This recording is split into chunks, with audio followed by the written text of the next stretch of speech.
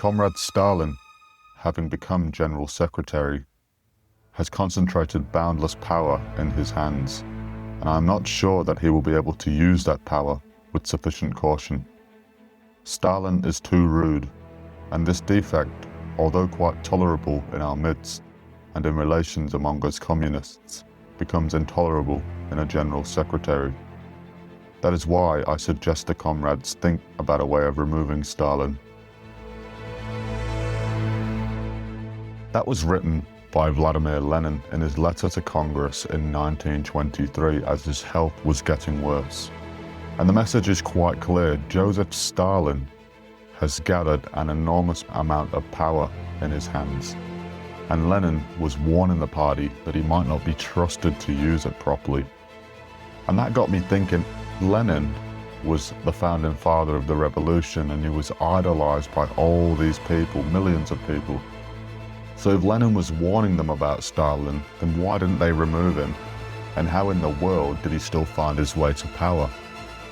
And that's what I want to explore in this episode, because that was the first thing that came to my mind when I first heard about Lenin's warning. And when you look it up, you often get this sort of boring answer, something like, he was able to make favorable appointments as the General Secretary in order to consolidate power.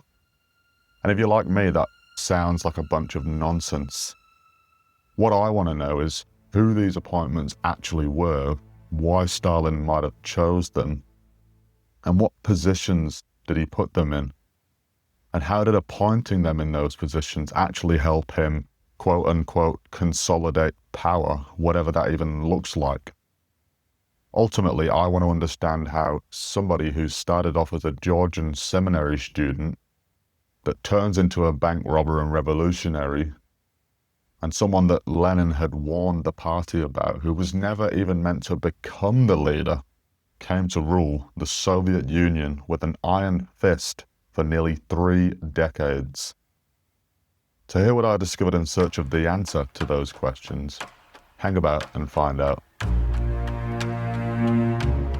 Events change. People change.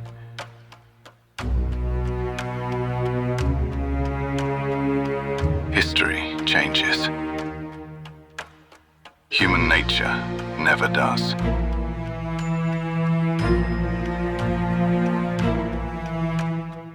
This is History on Repeat. Alright, if we're going to understand how Stalin eventually finds his way into the center of the Soviet government, we probably need to understand how he actually finds his way into politics in the first place. And so he's born in Gori, a town in Georgia, in 1878, and he's born with the name Joseph Jugasvili. At this time, Georgia is part of the larger Russian Empire, but it still has its own language, its own identity and culture. And he's born into a poor family. His father is called Besso, and he was a cobbler and an alcoholic. And his mother, Kiki, pushed really hard for Stalin to be educated. She wanted him to become a priest. That's what she'd hoped for. And Stalin was actually a really bright child. I mean, he did really well in school, and he actually ends up getting accepted into Tiflis Theological Seminary in 1894. But unfortunately for Stalin's mum, the seminary that was supposed to turn him into a priest would eventually introduce him to the idea that turns him into a revolutionary. And so he starts attending this seminary, which is a priest training school, for those that don't know what a seminary is. And it's a really strictly and highly controlled place. Everything from what you read, what you do, where you go, all these sorts of things are controlled. And because there's certain literature that's banned, what ends up happening is these secret reading circles form. And Stalin joins one of these reading circles, and he's immediately exposed to banned literature, and amongst that banned literature, he encounters some Marxism.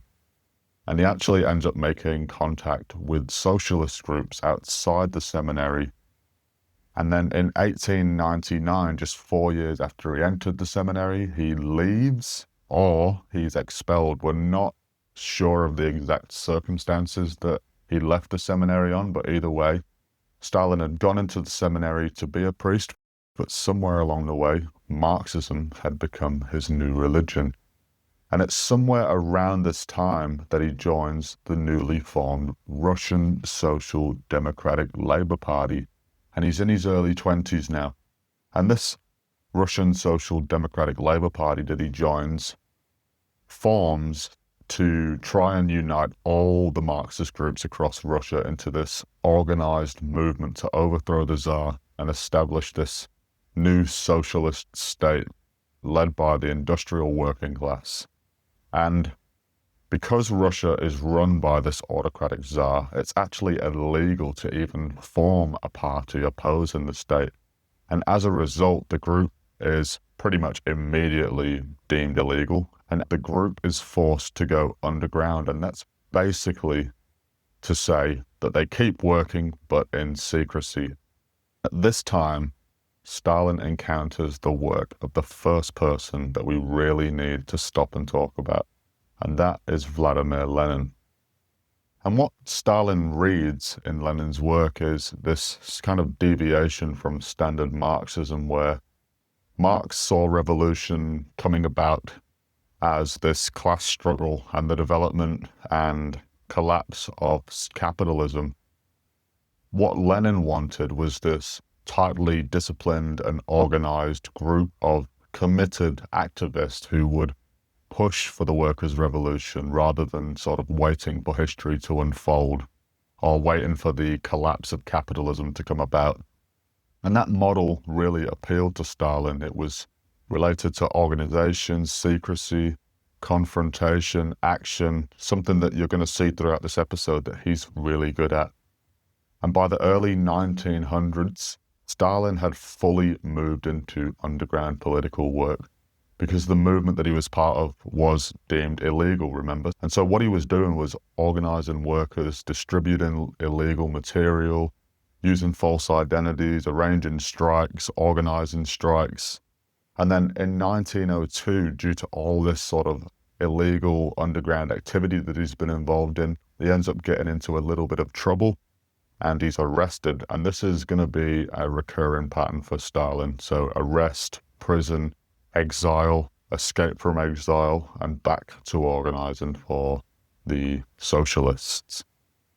Somewhere around the same time, the Russian Social Democratic Party that Stalin had joined after the seminary splits into two different sides. It's still the same party, but two factions form inside that party. Think of it as like a left and a right inside of the same party. So you've got the Bolsheviks, and that is Lenin's movement. And then on the other side, you've got the Mensheviks. And even though the Mensheviks are a stronger, more organized group in Georgia, Stalin is more compelled to join Lenin's side. As I said, his work really pulled Stalin in. At this point, Stalin isn't this great theorist or a famous revolutionary, but he could organize strikes and produce illegal material, and he could work in the underground and survive, and he was prepared to take risks. Jumping forward now to 1905, something called Bloody Sunday happens, kicking off the 1905 revolution, which Trotsky would later call the dress rehearsal for the real thing. And I'll let Stalin explain what happened in his own words. That was the day on which the St. Petersburg proletariat came face to face with the Tsarist government and, without wishing to do so, clashed with it. Yes, without wishing to do so, the proletariat went peacefully to the Tsar for bread and justice, but was met as an enemy with a hail of bullets. That's what Stalin wrote. And so all the Marxists in Russia are starting to look around at what's happening, and they see Bloody Sunday occur, and they think, this is the moment, we're on. The workers are rising. This is what Marx has been talking about, which ultimately fails. But during this time, Stalin is leading these armed bandit groups. He's organizing weapons to be smuggled across borders and things like that. And he's raising money for revolutionary activity. And During this period from 1902 to 1905, he becomes really deeply experienced in practical and often violent work that is involved with being a revolutionary. Things like stagecoach heists, bank robberies, all the while Stalin's running around being a bit of a bandit. But after a couple of years of running around being this Bolshevik bandit, in 1907, Stalin will attend the 1907 Party Congress in London. And it's in London because you've got all these guys in exile that can't return to Russia, like Lenin, and what they're actually doing is illegal. And so this meeting would be really hard to hold in Russia. So they're holding it in London. It's very easy up to this point to think of Stalin as this sort of, we've called him a bandit a couple of times now, but he is still writing articles throughout these years. He's organizing, he is attending party meetings. So he's doing the actual political work that goes alongside with the more hands-on, practical, violent, revolutionary work as well. So anyway, he goes to London as a representative from the Caucasus, but he's still relatively unknown during this time. And at this Congress meeting, he's sort of just given a limited / consultative rather than, he's given this limited sort of role in the meeting. And Lenin tries to push for these Caucasian guys that have come to the meeting being allowed to participate in the meeting more heavily. And other Menshevik delegates go, hang on a minute, who are these guys? And Lenin's response is pretty much, I don't really know, to be honest. But the main point is to say that Stalin is obviously useful enough in this world that he's a part of the Bolsheviks and he's able to attend this meeting, but he's still nowhere near being someone that's worthy of note. But someone at that Congress who is worthy of note and was absolutely a famous name by this time is a man that Stalin will become all too familiar with as we go through this episode. And I think this is a good time to bring him in, and that is Leon Trotsky. 2 years earlier, before this London Congress in 1907, Trotsky had come out the back of that 1905 revolution as a major figure with a major reputation. He'd been one of the leading figures in the St. Petersburg Soviet, which is essentially a workers' council. He was a really good orator, speaker, writer. He was an intellectual. And eventually he becomes the chairman of that St. Petersburg Soviet. And by 1907, he was already this nationally recognized figure, but he's neither a Menshevik or a Bolshevik necessarily at this stage. He's neither. He pretty much rejects both factions, but he's still a part of the wider Russian Social Democratic Labour Party. Stalin, on the other hand, people at the meeting don't even know who he is. And if you were weighing these two up and deciding which one of these men might lead the revolution in the future, Trotsky was definitely someone that looked way more like the answer.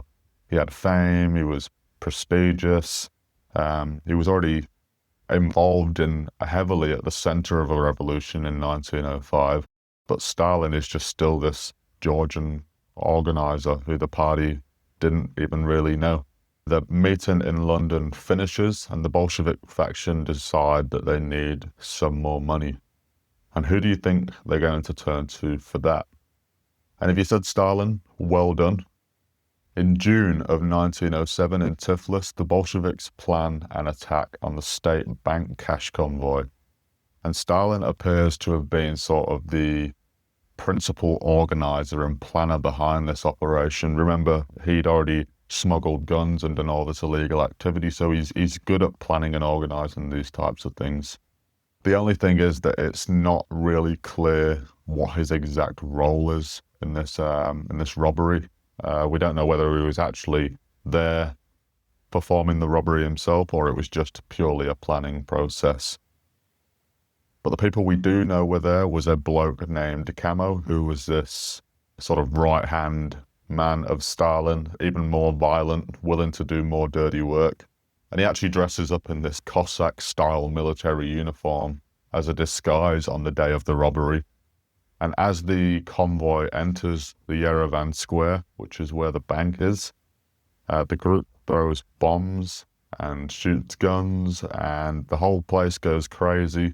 Civilians and guards are caught in the attack, and the robbers end up escaping with roughly 341,000 rubles. And the scale and violence of the robbery are so much that they make international news. And one funny thing to understand is that the Bolsheviks, they don't just see themselves as these petty criminals committing, or major criminals for that fact, committing robberies and burglaries. They see this as what they call expropriation, which they view it as taking money from an illegitimate state, which is the Tsar as they see it, and it being redirected towards the revolution. And that word, expropriation, just bear that in mind as we go through this episode, because once you accept that idea, it's really easy to start rationalizing very violent, outrageous ideas as acceptable or necessary. And Stalin has obviously conceptualized that very good. He's very comfortable operating inside that world. I mean, put yourself in those shoes. Would you ever think about robbing a bank to fund a terrorist revolutionary group that wants to overthrow the government? I know I wouldn't. I would definitely be up awake at night worrying about whether the police are going to come and boot my door, and I'm definitely no Stalin, but obviously these guys have an ideology that they're able to use to help them commit acts like that with conviction. After the Tiflis robbery, Lenin had a pretty good reason to be pleased with his Georgian organizer, because obviously Stalin's just pulled off this enormous robbery that's benefited the Bolshevik faction enormously. That's a lot of cash in that time. And according to an author that I read extensively for this podcast, Simon Sebag Montefiore, Lenin wasn't just this innocent bloke that found out about it afterwards. Apparently he knew about the plan and effectively gave it the go-ahead. Stalin then falls back into this familiar pattern after this of underground revolutionary life. He's organizing, he's writing, running illegal printing presses, newspapers. He's being arrested, sent back into exile again, escaping, and doing it all over again. And so this is, like I said, this is a recurring pattern for Stalin. There are a few colourful episodes in the years that follow 1907, but nothing significant that affects what we're trying to answer until 1912. The Russian Social Democratic Labour Party that he first joined when he left the seminary had been divided into those two factions, right? The Bolsheviks and the Mensheviks, as we've mentioned. But this whole time, as we've said, they've always been under the same party. They're the same group, even though all the while they're at each other's throats, they are still the same party. So very roughly, just to provide some clarity, the Mensheviks favored a broader socialist movement and believed that Russia would have to go through this democratic capitalist stage before socialism became possible. Remember, Lenin's Bolsheviks also expected a democratic revolution first, but as we've said, they wanted this tighter revolutionary organization to make the revolution happen. The disagreements are complicated and outside the scope of this podcast completely, but for our purposes, the important thing is that all these groups are increasingly disagreeing over who should lead the revolution, how the party should be organized, and how aggressively they should push for that revolution. Remember, they've already failed a revolution back in 1905, so it's become this heated topic of how it should be done. And then same year in 1912, that long-running factional split becomes a major organizational split, and Lenin and his Bolsheviks hold their own conferences in Prague. They completely separate themselves from the Russian Social Democratic Labour Party, and they form basically their own party. And this is a pretty big moment for Stalin, because now he's not competing in this pool of the larger Russian Social Democratic Labour Party. Now he's only fighting for a higher position inside the Bolshevik Party. And so Lenin holds a small conference in Prague. Only about 18 people attend, 18 delegates, which gives you some idea of how badly the movement had been weakened by the split, the repression, people being sent into exile like Stalin. And the conference establishes the first genuinely Bolshevik-only Central Committee. And Stalin actually isn't at this first meeting in Prague because he's still in exile in Siberia. And initially, he doesn't really know anything about what's happened. But despite that, Lenin and other senior leaders in the Bolsheviks proposed bringing Stalin into the Central Committee, and that is a major promotion for Stalin. And like I said, I am someone who's very politically illiterate, so if you're anything like me, that was probably just like this confusing sounding explanation. So when we say Stalin has been brought into the Central Committee, what does that actually mean? The easiest way to think about the Bolshevik Party is as this kind of company. At the bottom, you have these local party organizations, and they're groups that are operating in particular cities, factories, regions. Think of them as local branches. Those organizations will send a representative, we can call them regional managers, upward to the larger party gatherings or meetings. The biggest gathering or meeting is called the Party Congress, and that's a national meeting where all of those regional managers will meet. And at these meetings, they'll work on what they want the future constitution to be when they do take power, the party direction, and they will vote for who's going to actually sit on that central committee. But between those big national meetings, party was led by a much smaller national leadership, and that is the Central Committee. So in between these big party congresses, these national meetings of all the regional managers, you have one smaller group called the Central Committee, and they run everything. They're the top dogs in between those big party congresses. So when Stalin is brought into the Central Committee in 1912, he's gone from being this revolutionary regional thug, come writer and organizer, to being part of the Bolsheviks' top senior leadership. So it's a huge promotion. But if Stalin wasn't even there, why Stalin? Because at this point it should be obvious he's spent years proving himself as this durable underground organizer, and he's basically been reliable for the last decade to do pretty much anything like rob banks, expropriate money, smuggle weapons, illegal newspapers, all the things we've already spoke about. But another reason he was chosen to be brought onto the Central Committee is because of what became known as the Nationalities Question. The Russian Empire is obviously a conglomerate of not just Russia, but other countries that surround Russia. You've got Georgia, Ukraine, Poland, Armenia, Finland, you've got Jewish people in there, you've got the Tatars, and you've got all these different peoples from different regions and countries and cultures, and they've all got these national movements, these nationalist movements forming within them. And it's created a pretty awkward problem for Lenin. Basically, Lenin doesn't like the idea that Russians should dominate all these other peoples. He thinks that different nationalities should have the right to determine their own future. He doesn't like what the Russian Empire has done to these other countries. But at the same time, he doesn't want to see this socialist movement that's on the rise break apart because of these national movements that are forming inside these republics, if you will.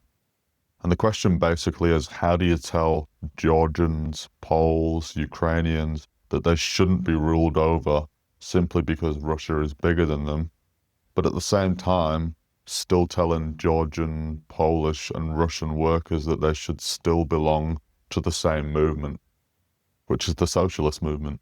And Lenin turns to Stalin because this isn't some abstract problem for Stalin. Lenin was a Russian inside Russia.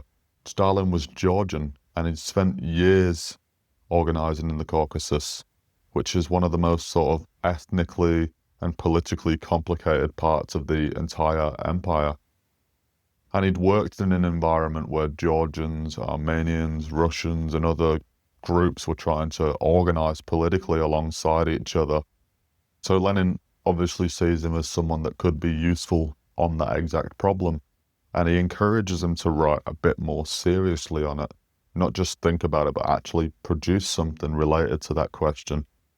And Stalin answered the nationalities question in Marxism and the National Question, which he published in 1913, trying to lay out a Bolshevik answer to that problem.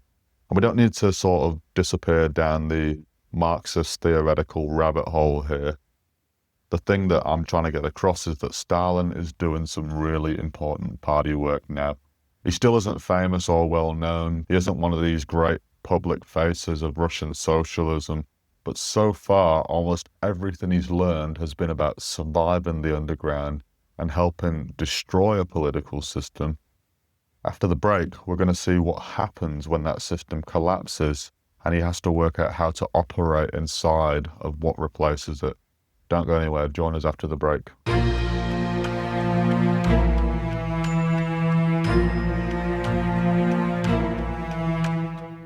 This is History on Repeat. Before we went on to the break, when we left Stalin, he had just made it into the Bolshevik national leadership. And honestly, for the next few years, there isn't really a great deal that we need to say about Stalin himself. He does come back from exile briefly, and then he is sent back into exile.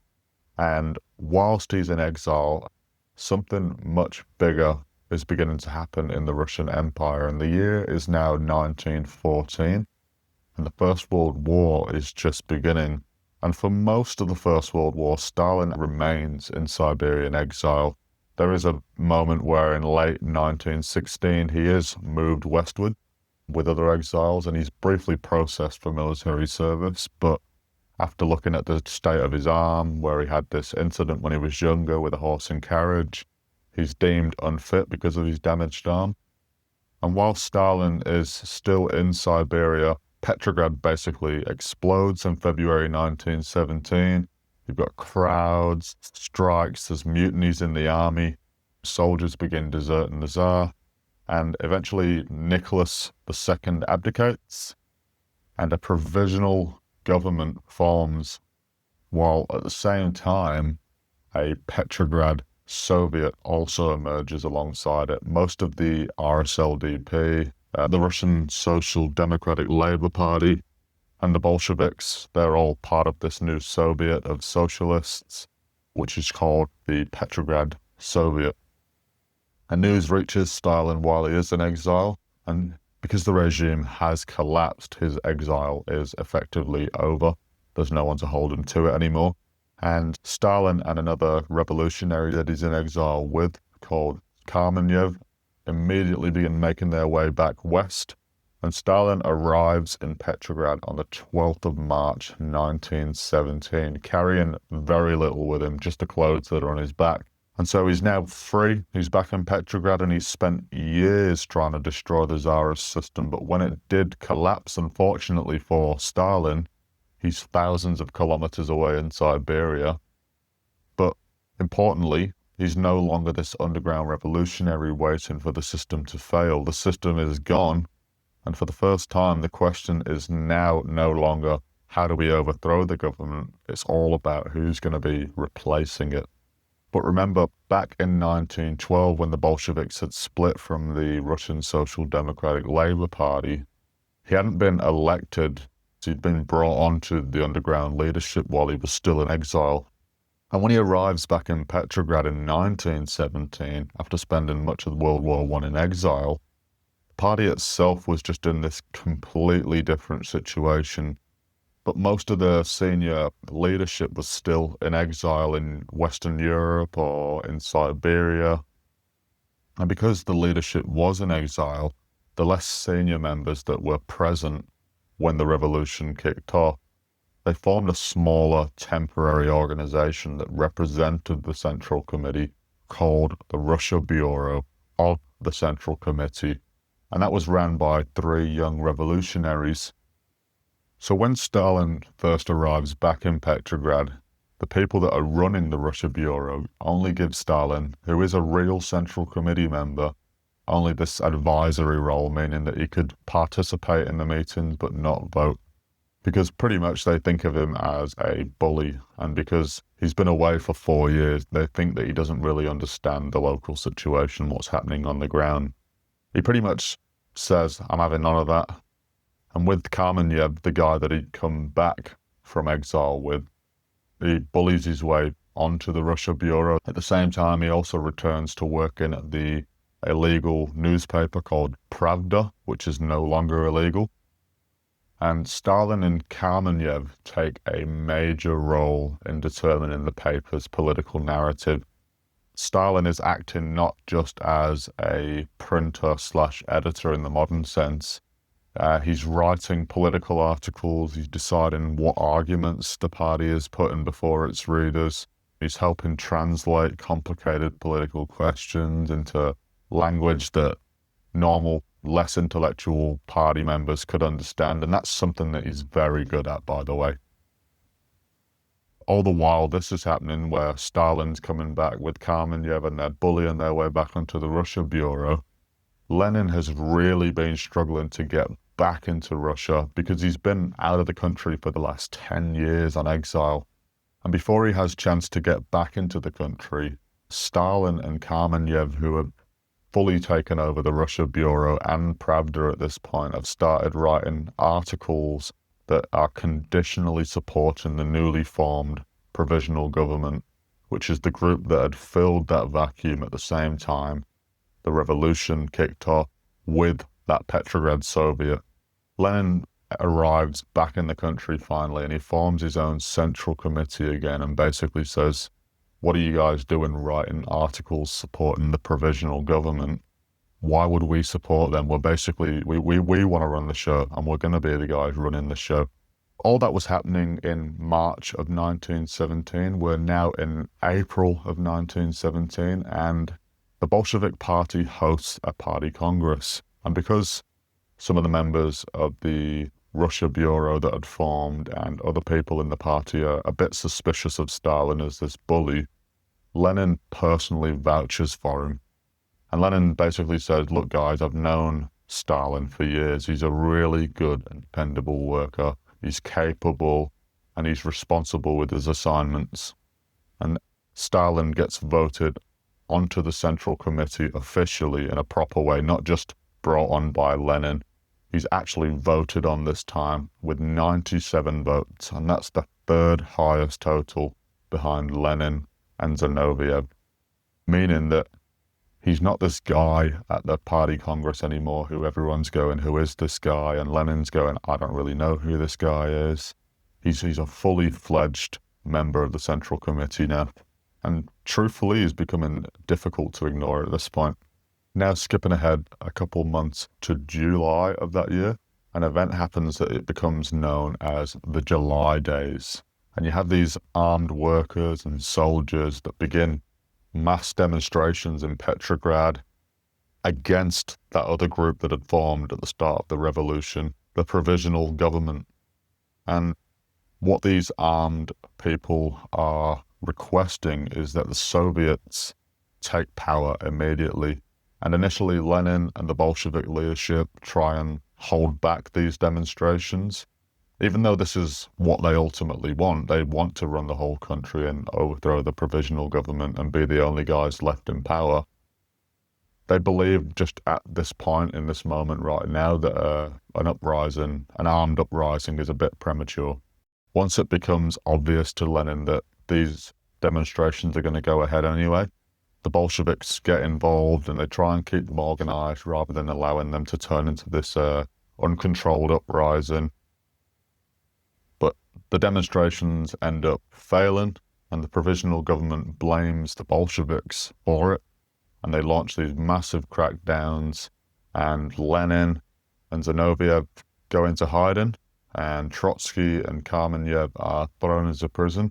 And the only man left free at this stage in Petrograd is now Stalin, out of the figures that we've discussed. Just quickly, on a side note, so far we've met Lenin. We obviously know about Stalin, he's the main guy here.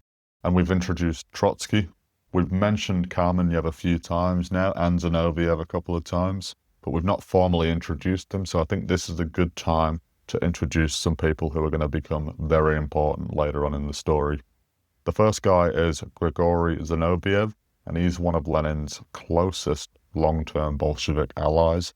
and he's a major party speaker, so he's always giving speeches and things like that. And he goes into hiding alongside Lenin after the July days. And the other guy you've got is Lev Kamenev. He's another senior, old Bolshevik. He's been in the party for a long time. And he's the bloke that Stalin had returned from Siberian exile with when the revolution kicked off back in March. And he also helped Stalin bully his way back onto the Russia Bureau, as well as himself. So like I said, Stalin remains free, and he becomes basically one of the only senior figures that is remaining physically available in Petrograd, while the more famous leaders like Trotsky and Lenin and Kamenev, they're either in prison or in hiding. This gives Stalin the opportunity to take a more leading role in the party. And he works alongside a bloke called Yakov Sverdlov. And Sverdlov coordinates local party organizations, he assigns people different tasks, he communicates with provincial committees, he sends organizers around the country, and he pretty much keeps track of what everyone's doing, who's doing what. And Stalin works really closely alongside him in this system, and Sverdlov pretty much shows Stalin what running a national party organization looks like when you scale it up, and how you actually do that as well. At the 6th Party Congress, that national meeting, with several of the more famous leaders still absent, Stalin helps organize the proceedings of that meeting, and he gives the Central Committee's political report. So he's really stepping up in the world here. He's really coming into his own as a national leader. Jumping forward again now to October of 1917, the Bolsheviks eventually end up seizing control of the provisional government. But that doesn't mean now that Lenin suddenly controls the whole former Russian Empire.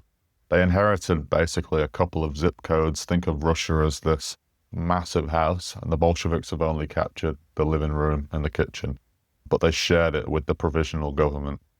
They held Petrograd and Moscow, but the moment you stepped outside the major city limits, their laws didn't really mean anything. The rest of the country was completely up for grabs at that point. There's still organized Bolsheviks everywhere, but they don't control everywhere yet. And within a few months, the new Bolshevik government would be fighting for its survival in a full-scale civil war for the next several years to come. But importantly for Stalin, nearly 20 years of organizing against governments has finally come to an end. Now, for the first time in his life, he's not thinking about how to overthrow governments. He's going to have to learn how to help run one. And you remember the Nationalities Question? Just to remind you real quick, that's what happened in 1912. One of the things that had made Stalin useful to Lenin was his experience as this Georgian organizer amongst non-Russian peoples of the empire. Well, now Lenin actually has a government, and instead of asking Stalin to write about the problem, he's going to ask him to actually take responsibility for dealing with that problem. And he gives him his first official government title, and that title is the People's Commissar for Nationalities. And he gives him that position basically because of his writing about it years earlier. And that role pretty much means that he has to deal with different national groups that are starting to demand their own autonomy and independence now that the Tsar's government has collapsed. The point is, though, that this is Stalin's first sustained experience actually running a government department. And he ends up taking to this position pretty comfortably. And over the next year, the Civil War is going to continue raging on into 1918. And the Bolshevik regime is really fighting for survival. And after about a year of fighting, places like Moscow and Petrograd are really short on food. And Lenin is going to take his trusty practical man Stalin and send him south with extraordinary power. And he basically instructs him to say, hey, get that grain moving and get those supplies moving north right now. It's essentially sort out the transport, deal with the local officials, impose authority on them, find where those supplies are, and make the bureaucracy get moving and working again. Stalin, being Stalin, as you would have guessed, throws himself right into this, and he reorganizes the whole local administration and the transport, and he uses really harsh methods. Remember, they are at civil war, so this isn't just just some local officials being lazy. This is do or die. This is life or death, and he uses scorched earth tactics, mass executions, the whole lot. But ultimately, he does get the job done, even if it is in the most horrific way. And if you haven't noticed already, this is becoming something of a pattern for Stalin.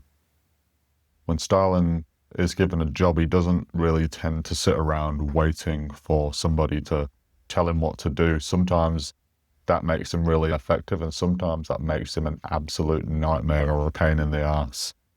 But either way, he develops a reputation as someone who is prepared to take authority, make decisions, and impose order. And by 1919, the next year, the Bolsheviks have another problem. Their little underground revolutionary party has suddenly become this organization that's trying to govern huge parts of the country whilst also fighting the civil war.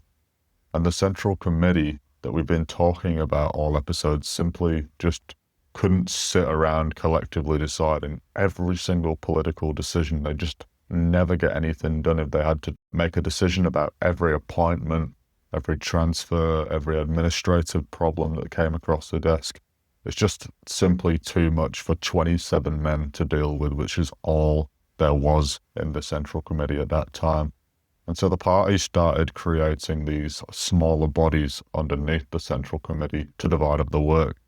The first is the Politburo, and that handles the biggest political questions and the policy questions. After that, you've got the Orgburo, and they're basically the people that organize all the assignments and the party structure, who's going to go where, why they're going to go there, who's going to be replaced. And underneath them, you have the Secretariat, which is all the administration and the paperwork and the communication and pretty much the implementation. And Stalin gets elected into both the Politburo and the Orgburo. And then the same year as well, he gets another government job and he becomes the Commissar for State Control, which is later called the Rabkrin. And the Rabkrin's job is basically to inspect the enormous new government bureaucracy. They investigate things like waste, corruption, incompetence, poor administration, whether government departments are actually carrying out what the party decides on. And it gives Stalin this unique view into how the Soviet state physically works and how badly it often works. By the 1920s, Stalin has this sort of incredible resume starting to build up. He's got experience inside the Central Committee. He sits on the Politburo, dealing with major political decisions. He sits in the Orgburo, dealing with the party structure and the organization. He runs different government departments that are responsible for nationalities. Now he's here in another organization charged with inspecting the actual bureaucracy and the government itself. And so these aren't just these like little random titles that Stalin's collected. There's a theme here: organization, administration, personnel, implementation. Like we said, is someone who gets things done. And whilst all that's been happening, something else huge has happened. The Bolsheviks, by the early 1920s, have pretty much won the civil war. When they seized the government in Petrograd back in 1917, they really hadn't taken any control of the Russian Empire. They only controlled Moscow and Petrograd. But after years of fighting in that civil war against armies that were trying to destroy their new regime, by the early 1920s, the major white armies had been beaten pretty much, and the Bolsheviks had survived. They'd stopped being this underground revolutionary movement in 1917, and now they're not even a group of revolutionaries anymore. The revolution is over. They're not fighting for control of the country. Now they are controlling the country. So join us after the break to see what Stalin and the Bolsheviks do next.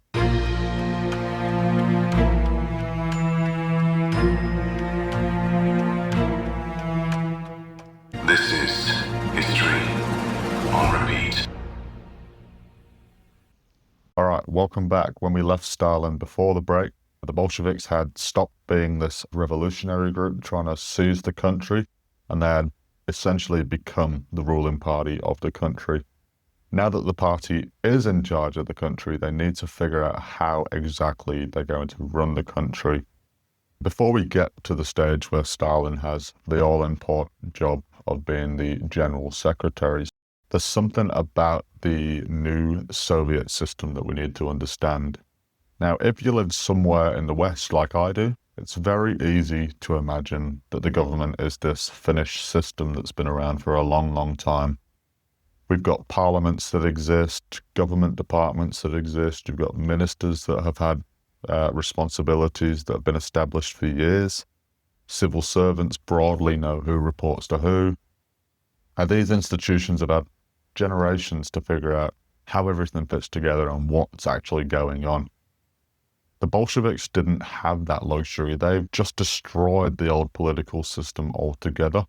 And we're now building an entire new political system almost in real time. And to be honest, they're kind of making a lot of it up as they go along. So what you've got is something called the Soviet government, and then you've also got the Russian Communist Party, also known as the Bolsheviks. And they're closely connected, and they often are staffed by the same people, but technically they are different organizations. The government has to actually run the country, the railways, the finances, the military, education, food supply, government departments and local administration. The Communist Party is the political organization. They're choosing leaders, coordinating communists all across the country, and making sure that the political program is followed on a local level. And so using the company metaphor that we used earlier, think of the Soviet government as the actual company. All the departments and the people that physically run the business are part of the government. And think of the Communist Party or the Bolsheviks as this extremely powerful head office that's sitting over the top of the entire government. And they're deciding where the whole thing is heading. The bit that starts to get confusing, and this was confusing for me when I was trying to figure out what was going on, is that many of the people that are in the party on the central committee also have these government jobs. And so people like Lenin can sit on the Politburo, the party leader, but then they can also sit in the government as the chair of the Soviet government, for example. Trotsky can help decide party policy on the Politburo, but then he also carries out whatever he decides as the war commissar in the government. Same for Stalin, he can sit in the party bodies like the Orgburo and the Politburo, but he also serves as the commissar for nationalities, for example. That's his government role. And so you've got these same people wearing these different hats. But the real big political decisions are still being made inside the Communist Party, mainly through the Politburo and the Central Committee. You've got the party deciding what should happen, and you've got the government that formally runs the country and carries out those decisions. And this becomes a really, really important part of the story to help us answer how Stalin actually does eventually seize power. See, Stalin doesn't become powerful because he takes control of some political club that's sitting alongside the Soviet government. If the Central Committee and the Politburo and the Orgburo just sat alongside the government and didn't actually have any effect on it, there'd be no point ruling that.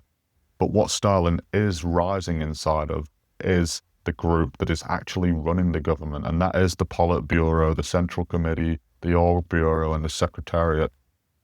Those party organizations do run the government, and so because they run the government, he's rising through that organization and telling people what to do. And so the rules are still developing, and the real power of different offices was still being figured out. So really it's a political wild, wild west, really. And as well, the party is already forming this dictatorship, this party dictatorship. I mean, they've got this government, but they're not really letting the government, they're telling the government what to do. And so Stalin doesn't even create a dictatorship from scratch or out of nowhere. By this point, political competition outside of the Communist Party is pretty much dead. They've crushed everybody else. There's no one left to stand against them. And what you get from that is this political one-party monopoly. And inside of their own party, they've banned factions, they've formed a secret police, and all these reasons stop anybody else from rising up against the Bolsheviks. Essentially a one-party dictatorship. Rather than one person ruling, you've got a whole party ruling. And Lenin dominates this entire system, the government and the party, enormously. And Stephen Kotkin, an author who I have relied on massively to help me research for this episode, describes what Stalin ends up building inside the Communist Party as a personal dictatorship within the Bolshevik Party dictatorship. Put another way, or put really simply, Lenin has helped create the dictatorship. What we're now trying to answer is how Stalin makes that dictatorship his own. And that finally brings us to possibly the biggest moment in answering how Stalin was able to eventually seize power for himself. Jumping from the early 1920s to March of 1922, and at the 11th Party Congress, Lenin backs the creation of this new position in the Communist Party. And this position is intended to oversee the work of the party secretariat and provide a more concentrated management of the organization. And that new position is the General Secretary. But there are some delegates at that 11th Party Congress that say, hang on a minute, how many jobs has this guy got now? I mean, he's on the Orgburo, he's on the Politburo, he's the General Secretary, he's part of the Rabkrim, he's the People's Commissar for Nationalities, he's got job after job after job.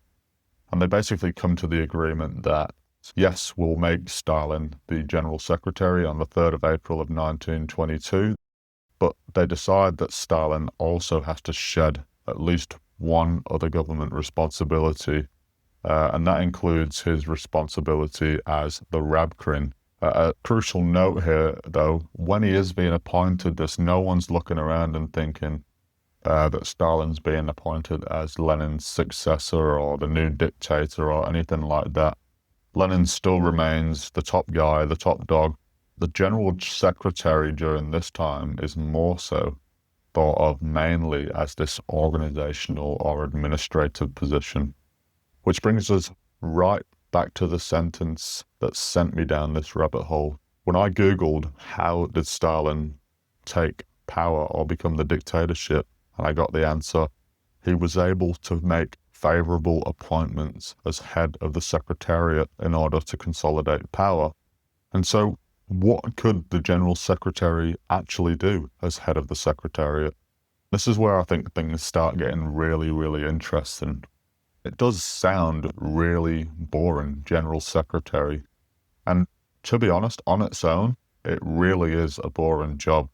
The important thing is that Stalin already has a job on the Politburo and the Orgburo, and now he's the head of the Secretariat. So when you add this final job to his list of jobs that he's already got, that's when you get the moment that Lenin was warning about at the beginning, where he said, Comrade Stalin, having become General Secretary, has concentrated boundless power in his hands.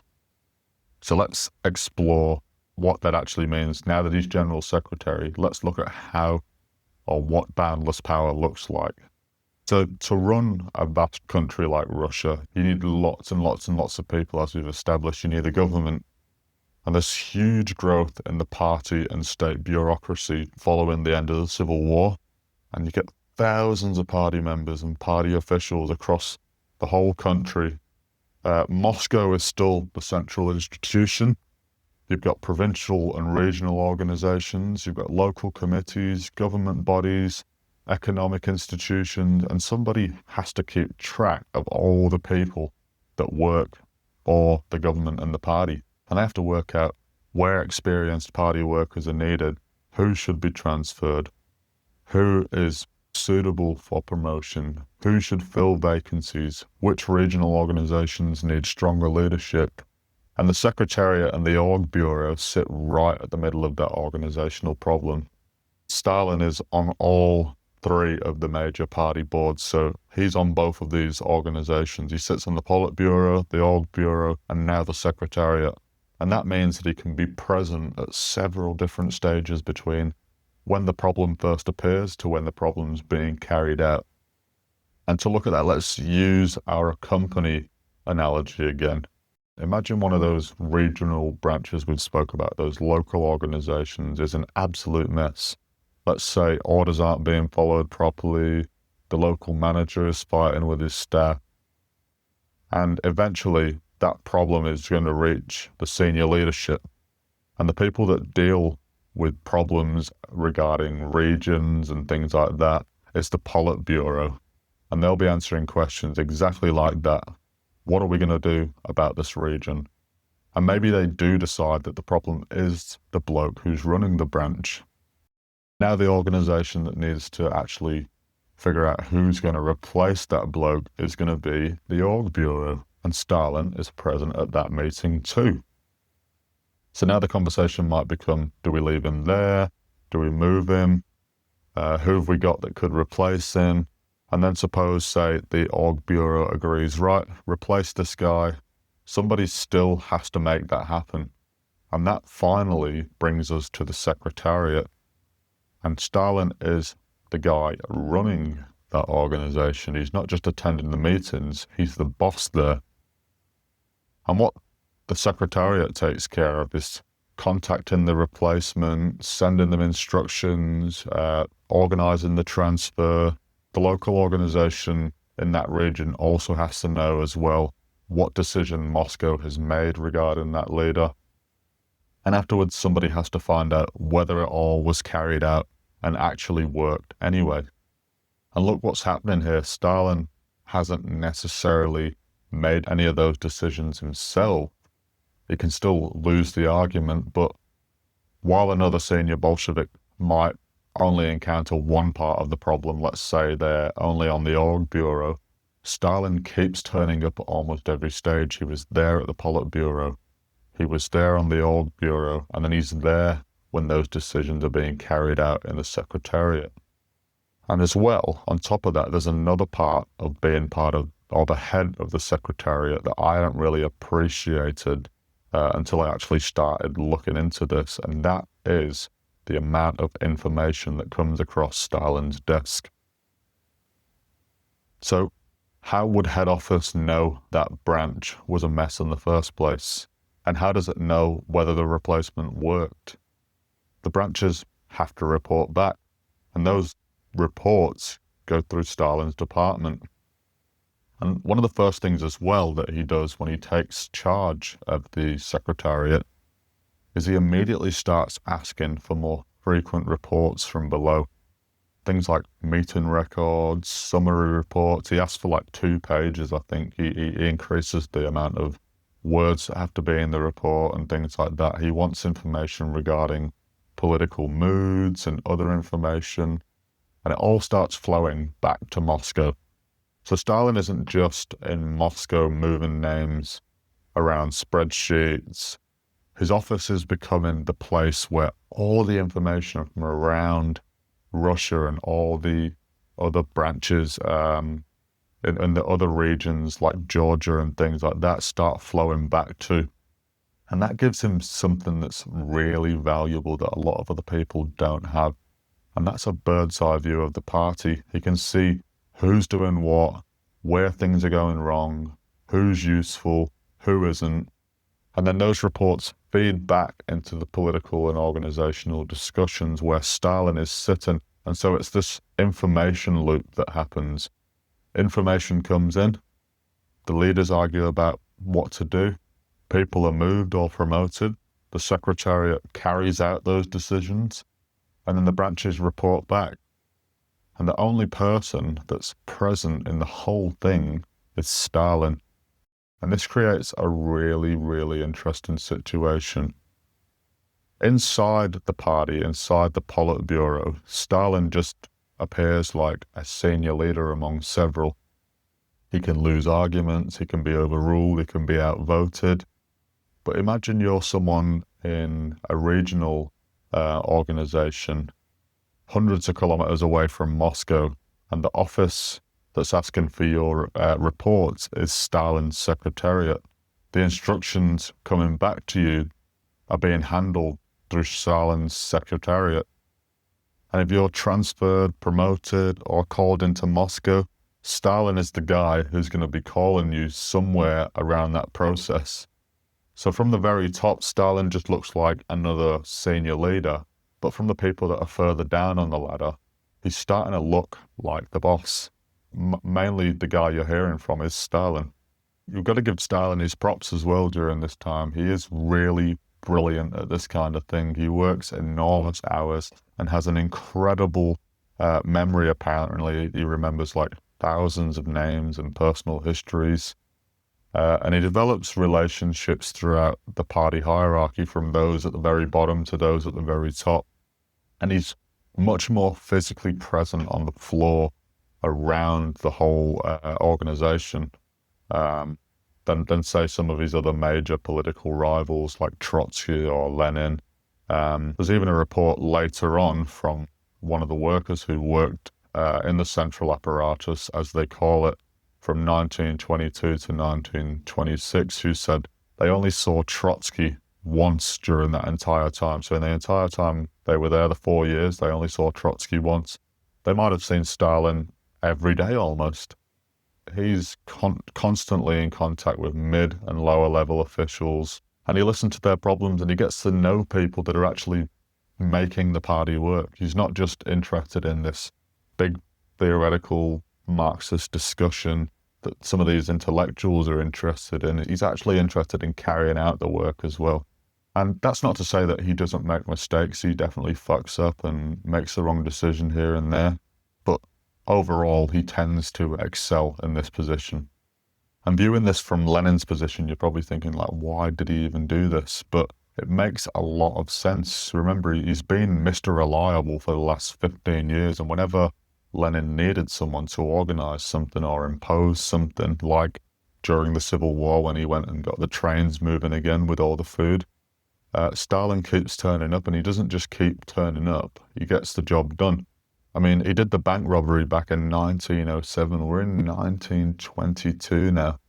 So Stalin's been really involved in the party's activities and doing well for about 20 years. So you can almost imagine Lenin thinking, fucking hell, this bloke really knows how to boss people around. So we'll let Stalin worry about running the machinery, and us intellectuals can have enthralling political discussions. And while you're at it, let Stalin join in too. He's not saying, let Stalin be the leader when I'm gone.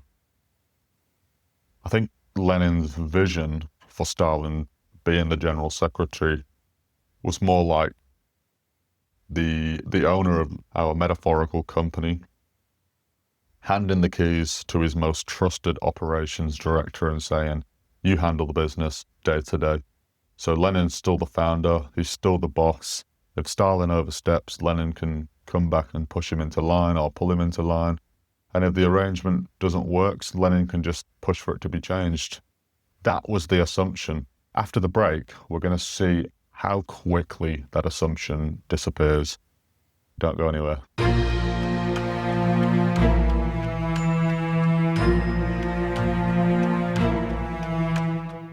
This is History on Repeat.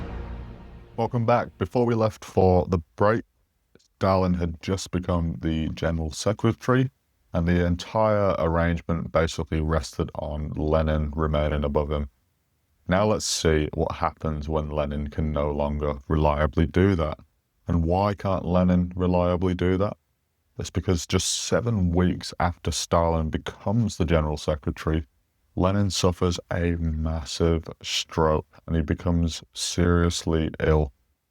Initially, the government just tells everybody in the public that Lenin has a stomach ailment, to hide the fact that the man who had dominated the Bolshevik movement for years at this point was suddenly seriously incapacitated. And to go back to our company analogy, it'd be like, Lenin, as we said, just passed his most trusted operations director, Stalin, the keys, and he's told him, you deal with the staff, you keep the action happening, you make sure the company actually runs.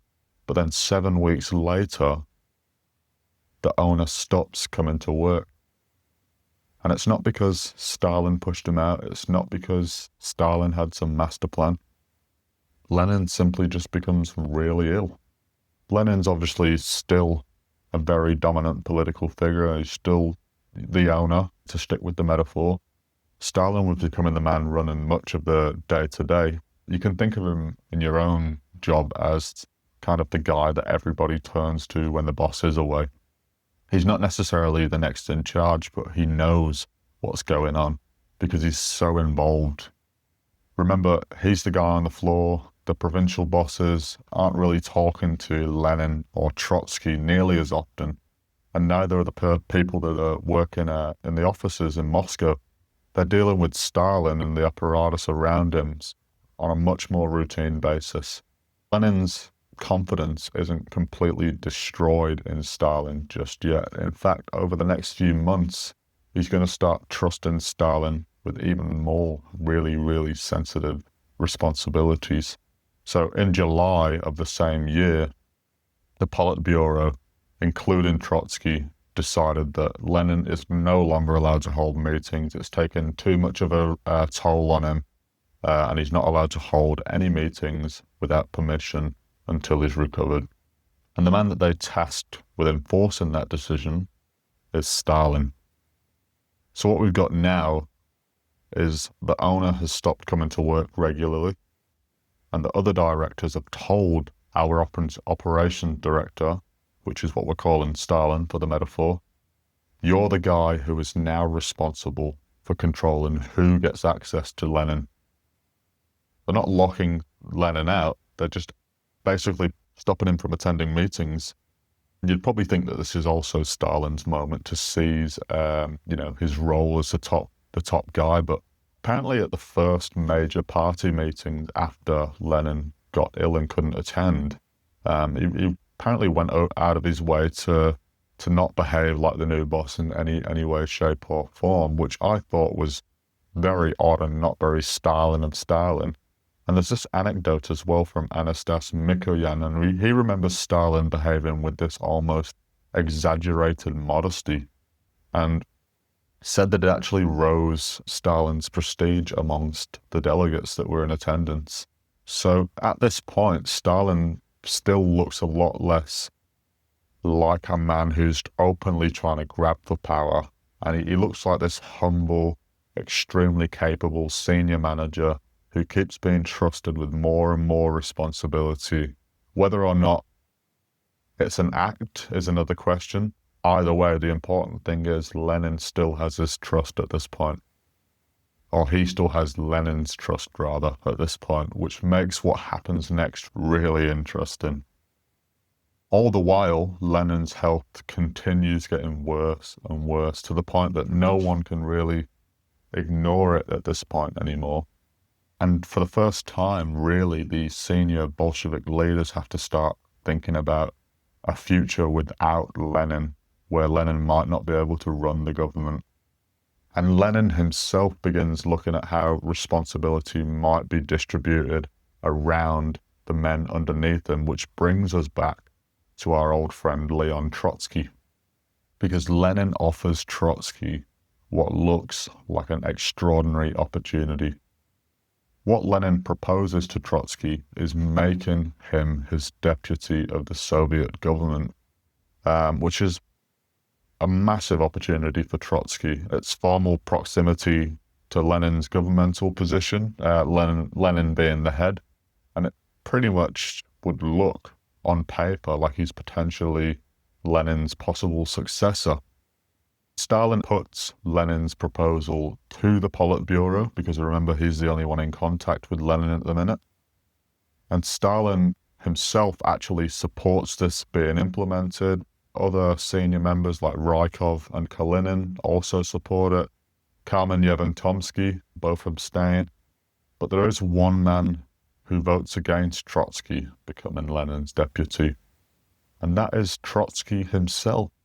Trotsky basically says, I categorically refuse that position. And it's one of those moments, isn't it, where knowing how history ends almost makes what happens next feel sort of difficult to believe. I mean, Lenin offers Trotsky the position and Stalin doesn't block it. He actually puts it to the Politburo and he even votes for it, and Trotsky categorically refuses. One of the explanations that I've read is that Trotsky might have already looked at this government title and thought, yeah, it sounds cool, but what exactly am I controlling? Because within the government, you've got the party organization and they're running everything. We all know by now how much Stalin is wrapped up in that whole party organization. So using our company analogy once again, which has done a lot of heavy lifting for us this episode, Trotsky is basically being offered deputy CEO of the government, if you will, next to Lenin. Not deputy of the party, but deputy of the government. But he may be looking underneath that title going, what good is being a deputy CEO if the operations director controls everything in the party pretty much, or everything that the government departments depend on? We can only speculate why Trotsky said no, but the point is still the same. Trotsky says no, and the opportunity disappears. So shortly after Trotsky's refusal, Pravda, the newspaper that Stalin used to run, gives massive attention to Stalin's visit to Lenin, who's on bed rest, of course, in Gorky, which is just outside of Moscow, an hour or so. And obviously Stalin is still the guy who is in charge of, making sure Lenin doesn't have any political meetings without permission, but he's keeping him updated and gathering information. And as well, just as another side note, on top of Trotsky's refusal, Trotsky had been invited to visit Lenin at Gorky, but he declined. So he's really not helping himself during this time at all. Anyway, the article that is produced in Pravda highlights Lenin and Stalin's discussion, and it has a massive picture on the cover of Lenin and Stalin seated next to each other. They're both smiling and laughing. Lenin looks like he's doing really well. And the article basically just describes what they spoke about, the domestic situation, the economy, political opponents. And the effect that it has is that Stalin is visibly presented as a close friend and ally of Lenin's. And he also appears to be involved in all these different topics, from domestic situation, the economy, like I said, foreign affairs. And so it's a good, whether it's planned or not, strategic move for Stalin. But either way, it kind of looks like Stalin and some of his allies are really trying to weaken Trotsky's position by putting this in Pravda. Lenin reacts quite sharply to this article being published, and he writes a letter to Kamenev basically saying that pushing Trotsky aside is just stupid and absurd. Lenin still regards Trotsky very highly as an indispensable ally, and it seems like Lenin is sort of trying to balance out the power underneath him from the sidelines here, and he's trying to hold this whole entire thing together, but his illness is definitely loosening his grip slightly. And to make matters worse, over the next few months, Lenin's relationship with Stalin is about to start deteriorating dramatically. We're going to see exactly why Lenin eventually became worried enough to write the warning that opened this episode. And funnily enough, the issue that begins tearing Lenin and Stalin apart is the same issue that had helped Stalin get closer to Lenin, and that Lenin had encouraged Stalin to ride on more, and that was the nationalities question. Remember, Stalin was Georgian himself, who'd spent years organizing in the Caucasus region, and back in 1912, Lenin had basically said, use that experience, work out how we can solve that problem. And then when they took power, that's why he got that role in the government. Here we are 10 years later from that initial 1912 situation, and they're not discussing the problem anymore. They've won the Civil War, and they've been controlling parts of the Russian Empire for a while now. So in the same year that Stalin's given the General Secretary, he still has his government role as the People's Commissar for Nationalities, and now Moscow is trying to deal with these other nationalities. And what they're trying to do is bring Soviet Russia, Ukraine, Belarus, the other Soviet republics of the Caucasus, and bring them all together into this functioning state. And now that Stalin has to put what he wrote back in the day into actual action, his initial proposal is basically, okay, Russia is going to remain the main state, where the top people, the top country, and the other Soviet republics will come into a Russian-owned federation, where Moscow will be the center still, but the republics will retain a considerable amount of autonomy over their own internal affairs, let's say. But ultimately they still remain under Russia as part of a federation. And initially, back in 1912, Lenin thought, that's not a bad idea, but then strongly rejects the idea, essentially, of all these other places being absorbed into Russia. What he then proposes, or what he wants, is to form a new federation that sits above all these places, and Russia would join that federation alongside places like Ukraine, Belarus, the Caucasian republics, and they would all be sort of equal members of this new union of Soviet socialist republics. Basically everyone under one federation, and they're all equals. Stalin rejects Lenin's idea, and he thinks that he's given too much ground to what he sees as like nationalist movements, and he argues back quite forcefully against that. Ultimately, Lenin wins the argument, and the Central Committee backs Lenin's model, and Stalin just has to accept that. But because he leads that government job of the People's Commissar for Nationalities, he has to then implement Lenin's vision. So he's lost the argument over how the new Soviet Union is going to be formed, but now implementing that, the first place he's going to run into trouble with that implementation is in his own homeland of Georgia. And Stalin has a good friend in Georgia that's a provincial boss called Sergo Ordzhonikidze.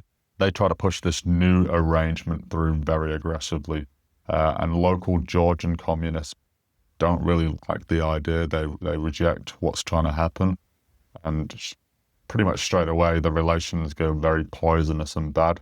And during one of these confrontations, Ordzhonikidze actually punches one of the other guys in the face. And Lenin initially thinks, oh, okay, well, this is just Georgian communists being difficult. But as more information starts flowing into him while he's on his sickbed, his view starts to change, and he doesn't really like what he saw, because it's kind of like what was happening before, where Moscow, or Russia, the big nation, the empire, if you will, is starting to bully these smaller nations, just like the Tsar had. So this isn't just a disagreement anymore. Lenin sees Stalin and Ordzhonikidze pretty much doing what the Russian Empire had done, and that's bullying other countries. And so he starts wondering, what are Stalin's real motives, and is he using his power how we intended him to use it? And on top of that disagreement about the nationalities question, Lenin's doctors are really trying to stop him from being involved in all this political work. And the Politburo, as you will remember, imposed restrictions on who can see Lenin and if he can have meetings. And remember, Stalin was also the guy that was enforced with preventing anybody from letting that happen. But secretly, in the background, Lenin's wife, Krupskaya, and the secretarial staff that is surrounding Lenin while he's on rest in Gorky keep helping him obtain new political material. Lenin's wife, Krupskaya, she's on the Central Committee, so these people are still attending meetings and feeding updates to Lenin. Lenin asks Krupskaya and the secretarial staff around him to get him information regarding what's going on in Georgia. And he starts to find out things that Stalin didn't really want him to find out. And Stalin starts to wonder, how is he finding these things out? And eventually he starts to suspect that it's Krupskaya bypassing him. And so he calls Lenin's wife, and it's disputed how extreme the exchange actually was, but witnesses that are even sympathetic to Stalin basically remember him speaking to her very sharply. There's stories that Krupskaya got off the phone, she was crying. Stalin later says that he just thinks he was doing the job that the Politburo gave him, which he was, to be fair, but Stalin being Stalin, he's not very sensitive about it. And he eventually backs off and apologizes, but his apology sort of reads like, I don't think I did anything wrong, but if you want me to take it back, then fine, I will. And when Lenin hears about this confrontation, apparently he's absolutely furious. So now what was just a political dispute about the nationalities question, which Lenin was no stranger to political disputes, he was fine with that kind of thing. But now the guy who is left in charge of pretty much the whole party is behaving extremely rudely towards his wife. And it stops being about politics and more so about Stalin's temperament and his personality itself. You gotta give Stalin some leeway here. I mean, it's got to be difficult when you're the one in charge of stopping people talking to the boss about politics. Meanwhile, his own wife is bypassing you.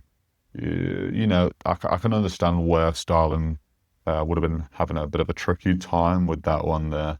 But the point is that it's not really left a very nice taste in Lenin's mouth regarding how he feels towards Stalin.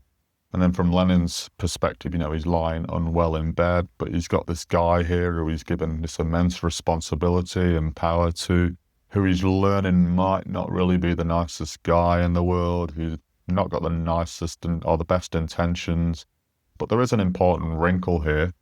Although the warnings we opened this episode with are dated to late 1922 and early 1923, the most explosive part, Lenin's apparent suggestion that Stalin should be removed, hadn't even entered the political fight yet. So before it did, Lenin's health would then collapse again, and in March of 1923, he suffers another massive stroke and he loses most of his ability to speak, and he's effectively removed from political life altogether. He's only going to live for about another 10 months at this point, but politically, he may as well be dead. He can't speak, he's paralyzed on one side of his body, on the right side, which means he can't attend to any of the Politburo meetings anymore. He hasn't been anyway, but he definitely can't now because he can't speak. He can't address the Central Committee. He can't even confront Stalin directly. He can't walk.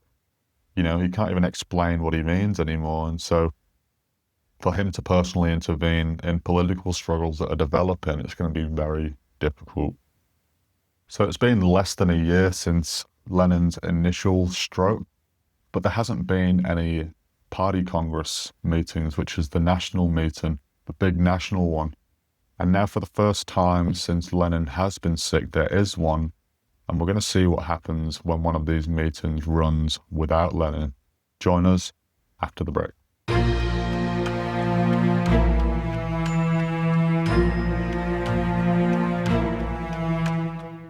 This is History on Repeat. So it's now April 1923, the next year. At the previous party congress, Stalin had been elected general secretary, then Lenin gets ill, and now it's the next party congress, and Lenin's not there. And traditionally, he would normally dominate something like this, you know, major political reports. He'd intervene in things, he'd have arguments with people, and really he was the final authority on most things. Now he's not there. Zinoviev delivers the main political report. Stalin delivers the major organizational report. And he boasts throughout his report that the Central Committee has never prepared a Congress as thoroughly as this one, because this is exactly the kind of work that Stalin's Secretariat has spent previous year getting really good at. Regional organizations, organizing delegates, personnel, reports, and now they're preparing for Congress meetings using all that information that they've been privy to. Trotsky remains really prominent and delivers a major economic speech. But at this meeting, the Georgia Nationalities Question becomes another major confrontation. And Stalin defends his position by appealing to Lenin's established policies and previous writings. So he doesn't present himself as someone trying to overturn what Lenin's done. He presents himself as the guy, hey, look, I'm just trying to carry out what Lenin wants, okay? Remember, he didn't get his way on this question, so he is really trying to carry out what Lenin wanted, and he paints himself that way as well. And the overwhelming majority of delegates that are there vote Stalin back into the Central Committee, and he receives a staggering 384 of the 386 votes. It's tying Lenin for the highest total. Kamenev finishes considerably lower than that, Zinoviev even lower than him, and Trotsky falls all the way to 35th place in the total positive votes. So Stalin is well and truly retained as the General Secretary easy. He gets his position back in the Central Committee and he's the General Secretary. And this is quite a moment, because with Lenin unable to attend, Stalin ties Lenin at the very top of the voting ballot inside the Communist Party. So to everybody else that's in the Communist Party, Stalin is, his standing is enormous. He's not just this guy doing paperwork. He's being seen as one of the most capable men out there. So he leaves the 12th Party Congress looking stronger than ever, never looked stronger. But just a couple of weeks later, he's hit with some bad news. And finally, the warning from the start of this episode is about to start surfacing. It doesn't all surface immediately. Some of it first surfaces and then more later on. So supposedly the way it goes is that during Lenin's illness, obviously in late 1922, all that's happening with the Nationalities Question and Krupskaya, and he dictates a series of assessments on the major figures that are underneath him. And these documents become known as the Letter to Congress, or more famously, Lenin's Testament.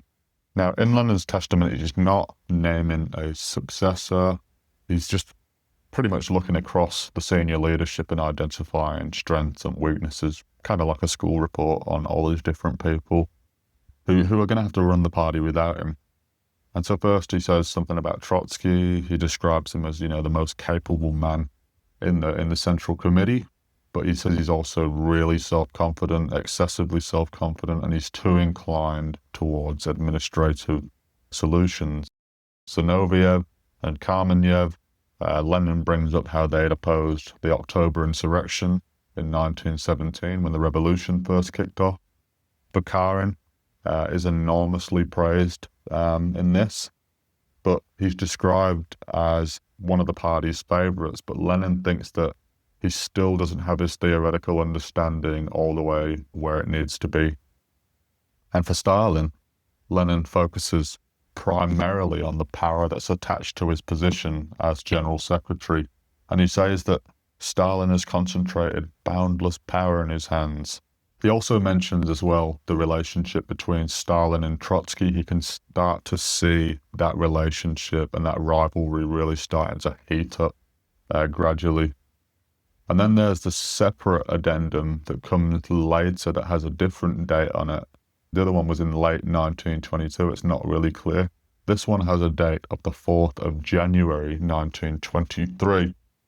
And this is the part where Lenin goes a little bit further and he calls Stalin directly, and he says, not calls him on the phone, but he calls him out directly and says Stalin is too rude, that this is intolerable in a general secretary, and he suggests that everybody in the party considers finding a way to remove Stalin from that position, whether that means voting him out or whatever that means. But crucially, this is supposedly dictated in January. This removal recommendation only enters the sphere of the senior politicians around April 1923, when Lenin is already incapable of any political participation. And so the surviving documentary history is very messy. Some of the material surfaced months after they were supposedly dictated, because remember, Lenin can't write, he can't talk. Stephen Kotkin is very skeptical about parts of its legitimacy. If there was ever a moment to stop Stalin's rise, this was the moment. But the senior Bolsheviks ultimately treat the document as Lenin's own. Stalin seems to think it's legit. A few months later, a bunch of the senior Bolsheviks are away on holiday in the Caucasus, and while they're sitting around in this spa town called Kislovodsk, something really remarkable happens. Surprise, these workaholics start gathering around while they're on holiday, and they start discussing how they can curb Stalin. And rather than taking Lenin's warning seriously, they start discussing compromises. So a small group of them meet, and these meetings later become known as the cave meeting, and they discuss ways of reducing Stalin's dominance rather than just removing him like Lenin had suggested. One idea that they come up with is maybe bring another major political figure into Stalin's secretariat to rule it with him. Names like Zinoviev, Trotsky, Kamenev, Bukharin comes up. And I think this is something that not many people speak about, because often the story is that Stalin, Zinoviev, and Kamenev gang up and kick Trotsky out. But in the summer of 1923, that alliance hasn't properly formed yet. You know, Zinoviev and Bukharin are sitting around talking about ways to kick Stalin out, not Trotsky. And they even talk about bringing Trotsky into Stalin's orbit to balance him out.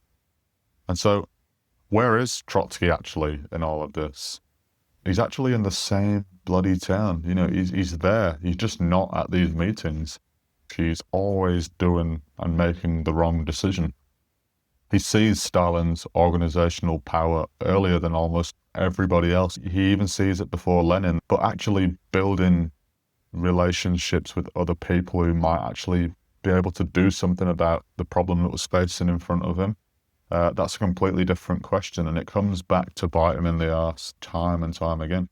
While all these guys are down there on holiday having fun, discussing Stalin, Stalin is still in Moscow, and he's still running the show.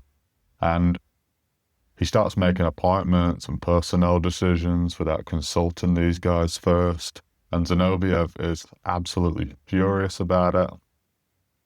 And he complains like, look, Stalin basically arrives, he looks around, he makes decisions, and everyone else finds out afterwards. And now Zinoviev's realized what Trotsky has already realized.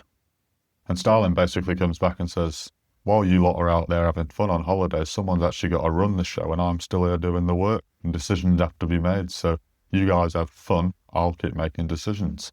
And he reacts really badly to the suggestion that, you know, they should bring in Trotsky to join him in the Secretariat, or he sort of views it as that they're trying to get someone to supervise me.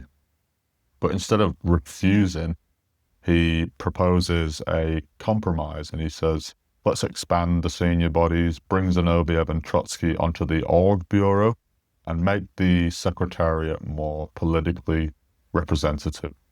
And that kind of works. It makes everybody back off him, and they don't really see him as this power-hungry guy, because he's making suggestions to share power anyway, so no one does anything about it, and they back off.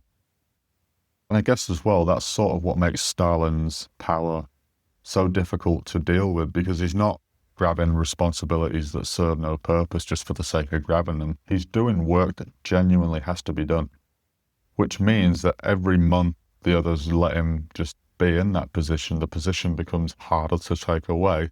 And plus, no one really wants to do that boring bureaucracy work that he's doing anyway.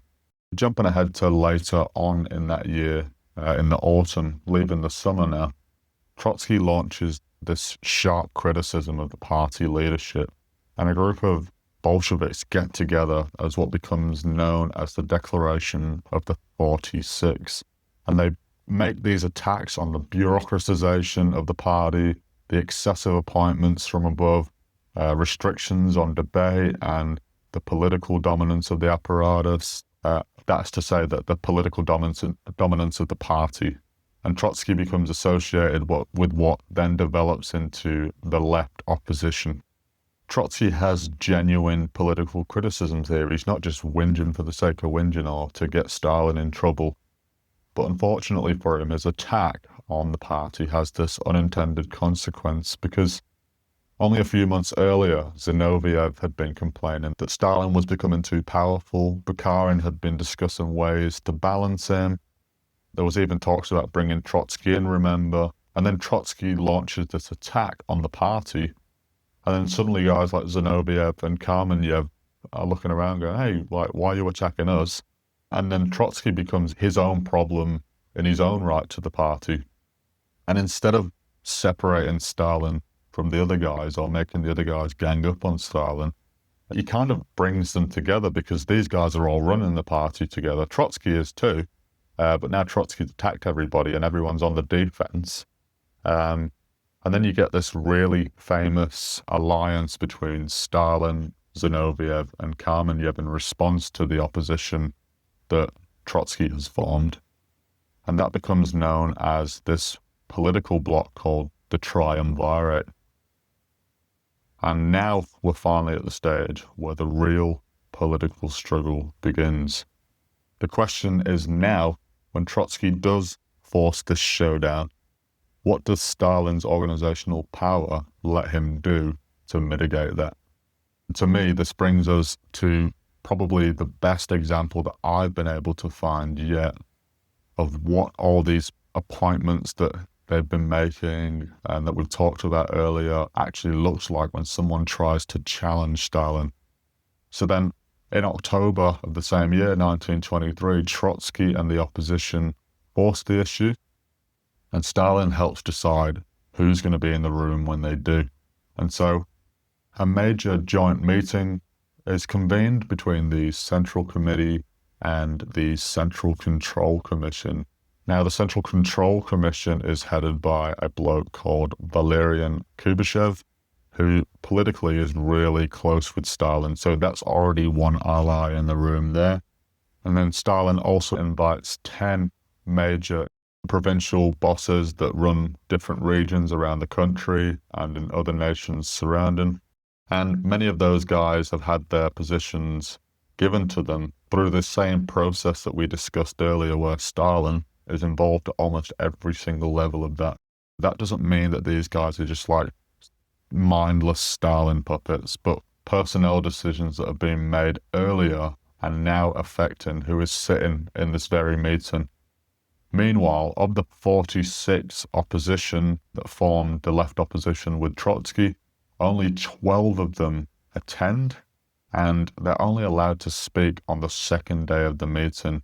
And even more strangely, those 10 provincial bosses that have been invited, that wouldn't normally be allowed to vote at a meeting like this because they're not Central Committee members, Stalin has actually allowed them to vote in this meeting, even though they're not supposed to. And to top it all off, Stalin also gets the final major response to Trotsky, and basically he calls him a factionalist and accuses him of forming his own faction, to which Trotsky isn't even allowed to respond. He's not allowed to give a rebuttal. And then a vote is taken condemning Trotsky's left opposition, and the result is 102 in favor, 2 against, and then 10 people abstain from voting. And there it is. Remember our imaginary company from earlier in the episode?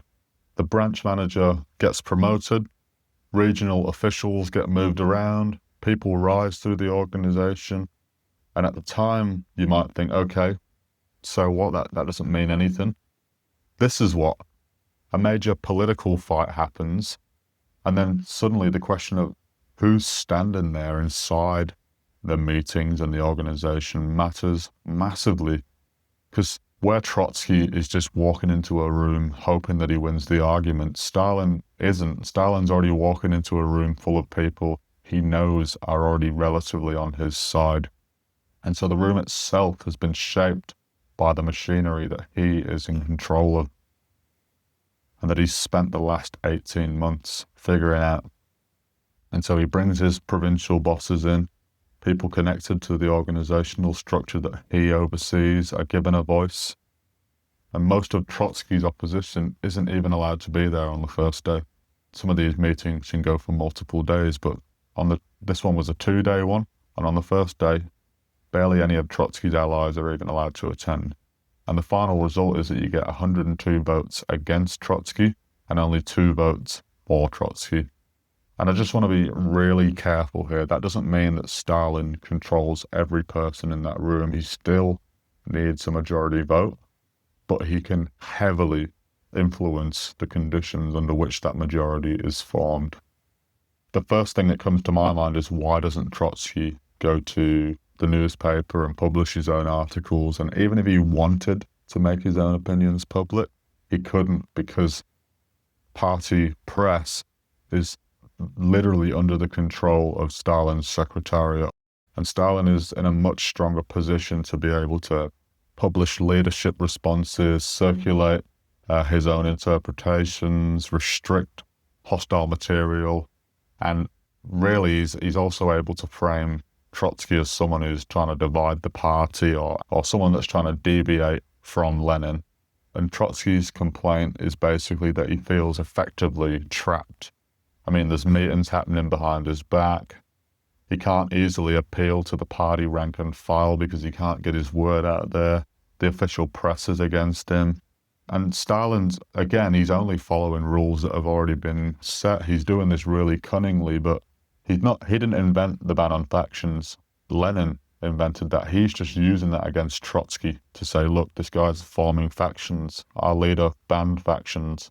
He doesn't really have to stand up and say, I am a dictator, shut up, Trotsky. He can just say, look, guys, these are the party rules. Lenin supports party unity. Lenin opposes factions. The Central Committee has already decided on that, and Trotsky is trying to break that up. He's pretty much framing himself as the guy that's defending Lenin's system, which is very politically powerful. And Trotsky also has another weakness as well, where guys like Zinoviev, Stalin, Kamenev, who've been in the Bolshevik party, or at least in their faction since the very early 1900s, Trotsky only joined the Bolshevik party in 1917. So he's not this long-standing Bolshevik like Stalin is. And while all this infighting is happening and meetings, something really, really sad actually happens. Or I found it quite sad when I read it anyway, but Lenin is obviously still alive in the background of all this. And after months being confined to his bed at Gorky, he one day decides that he wants to see Moscow again. And he can barely speak. He's been working on it. He's still mostly paralyzed on one side of his body. And he has to be pushed around in a wheelchair, but he still insists on going. And so they put him in the car and they drive him back to the Kremlin. And it's the first time he's seen the Kremlin in a long, long time. And he returns back to his old apartment. He retrieves the books from his library. He's pushed around the Kremlin grounds. People recognize him. But he doesn't return to a Politburo meeting. He doesn't summon Stalin. He doesn't speak with Trotsky. Whether he wanted to see other leaders, it's not really clear. But he's there to look around at the world that he's built. And then he's exhausted after all that, and he returns to Gorky. And that's the last time Vladimir Lenin will ever enter the Kremlin. And while he's being wheeled around, the men that are underneath him are already fighting over who's going to replace him. Jumping forward a few more months, we're in January of 1924. Trotsky remains massively under political attack through late 1923. He becomes seriously ill. Apparently he'd fallen in a swamp really cold water, and he got really wet and stayed out bird hunting, and he gets like this, recurring flu that happens, and then all these things happen in the party, so his health's getting worse all the time. And now he's kind of largely absent from political activity, and this is where Stalin goes on the attack against Trotsky. At the 13th Party Congress, he uses discussion of party discipline and factionalism, and then he pulls a really, really sneaky move, and he publicizes this previously secret provision allowing members of the Central Committee to be expelled by a 2/3 vote for forming an illegal faction. And the left opposition after that is pretty much condemned as departing from Leninism, and Trotsky's part of that movement, so he's really not in good political shape anymore at all. He's been massively outmaneuvered by Stalin here, and the timing could really hardly be worse for him. He's just so unlucky. Everything seems to fall for Stalin and work against him, even though he does shoot himself in the foot. Sometimes it's not his fault. On January 18th, he leaves Moscow and he heads to the Black Sea coast for some recovery, and it's a really long journey from Moscow to the Black Sea coast, and completely innocently, he's just put an enormous distance between himself and Moscow, and that's going to be a fatal mistake for him, because 3 days later, on the evening of January 21st, 1924, the one man whose authority still hangs over every one of them begins convulsing, and doctors rush into the room, and his breathing starts failing. They try to artificially respirate him, but it does nothing. And at 6:50 p.m., Vladimir Ilyich Lenin dies, and he's only 53 years old. And for more than 20 years, Lenin has been the central figure around which this entire movement revolved. Stalin had argued with him, Trotsky had argued with him, Kamenev and Zinoviev had opposed him, Bukharin had fought with him, but ultimately Lenin had always been there, and he was the man that was capable of stepping into an argument and changing the entire political calculation. And now he wasn't. Now, there would never be another intervention from Lenin. But there's one more thing happening on the same night. Trotsky isn't in Moscow. Remember, he'd left to head south. And he's down in Tiflis when he receives the news, and he gets a telegram from Stalin. Lenin is dead. Trotsky immediately sends a telegram back, and he wants to know, should I turn around and come back? And the answer comes back from the Kremlin. The funeral will be on Saturday.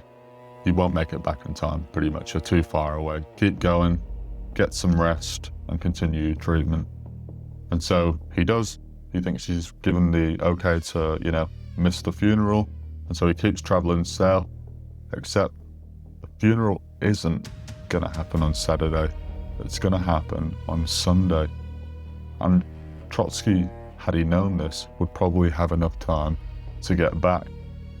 So he's about to miss probably one of the most important political moments of his career so far, and that's going to be Lenin's funeral. So where does that leave us? Despite everything we've discussed in this episode, Stalin is still not a dictator. Trotsky is still one of the most famous revolutionaries alive, but he's dangerously close to the fringes of the party now. Zinoviev controls an enormous organization that's really powerful in Leningrad. Kamenev remains one of the most senior men in the party. And Bukharin is just on the rise. We've still got the Politburo. The Central Committee still exists. Stalin can still lose votes and be removed. Lenin had warned them, and they still had the power to act. But now Lenin's dead.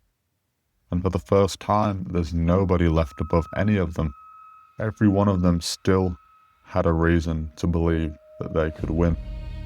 And every one of them was about to make the same mistake, thinking the man beside them was more useful as an ally than a dangerous rival. Power struggle has begun. Leon Trotsky is on a train heading the opposite direction. He's been told there's no point coming back. So what happened? Was Trotsky deliberately kept away? Could he make it back? And with Lenin finally gone, who will make the first move?